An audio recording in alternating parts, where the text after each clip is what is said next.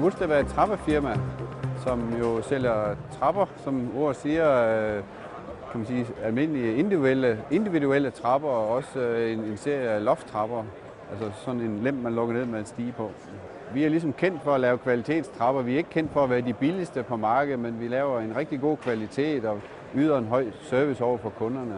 På den ene stand har vi valgt at udstille nogle eksempler på, hvad vi kan lave af individuelle trapper. Altså, tiden er ligesom forbi, hvor folk ligesom vælger en eller anden standardmodel. Altså, de vil gerne være med til at selv at sammensætte, hvilke type trapper, hvilke træsort. Og i år har vi så valgt at vise en trappe med kombination af stål og glas, og også med træ og stål i. Det er egentlig en tendens, som egentlig er kommet fra Tyskland af. Vi ligesom kan se, at nu smitter det af, og nu er der mange i Danmark, der efterspørger sådan en lidt mere let trap. Man vil stadigvæk gerne have noget i træ, men gerne kombineret med glas eller stål. Nå, nu skal I se den her. Det er vores nye Mercedes-model, og du kan godt se, at den er jo med 87 mm isolering. Det er faktisk markedets laveste U-værdi, og det er jo en skrigende kontrast til den her, som kun har 33 mm isolering.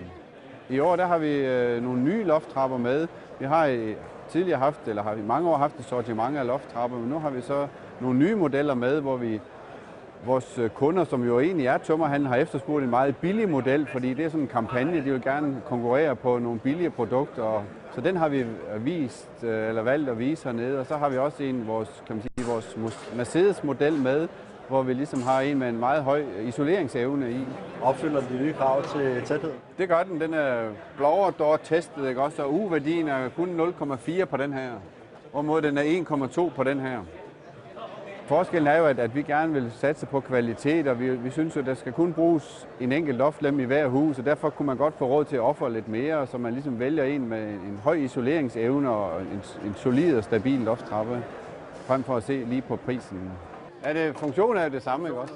Ja. Vi har også jo valgt nu at vise sådan en elbetjent, som er jo en nyhed på markedet, hvor man siger, at ligesom man nu har elbetjent garageporter og alt muligt andet, der skal være elbetjent, så kan man også prale lidt med, at man har købt en elbetjent lofttrappe. Det er sejt, ikke? Det er da rigtig sejt. Så lige ring til naboen, kom lige over og se min nye loftlem i aften, ikke? Altså. Nu tager vi garageport. Det jeg synes, vi er gode til, det er, kan man sige, den måde, vi sælger produkter på. Selvom vi har valgt at bruge, kan man sige, tømmerhandlerne til at sælge vores produkter, så har vi stadigvæk, kan man sige, den der personlige service. Vi har noget, vi kalder trappearkitekterne, altså konsulenter, som kører rundt i landet, som man kan ringe til os og rekvirere. Man kan også bestille det via tømmerhandel, hvor der kommer en mand ud og gennemgår, hvad behov man har, og han har sin lille PC med, han kan tegne trappen op og vise den i 3D og snurre den rundt.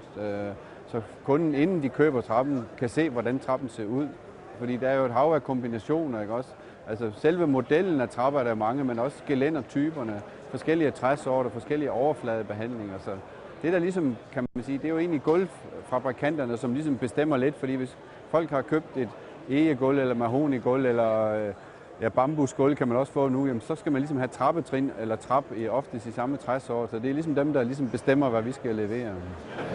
Den producerer sådan en? Altså vi har selv en lille fabrik, men på grund af det store volumen, som har været de sidste år, har vi mere eller mindre nedlagt selve produktionen, så det er sådan mere som et serviceværksted, så det er svenske trapper, vi sælger. Den her, den har sådan lidt ekstra sådan et pensionisthåndtag der.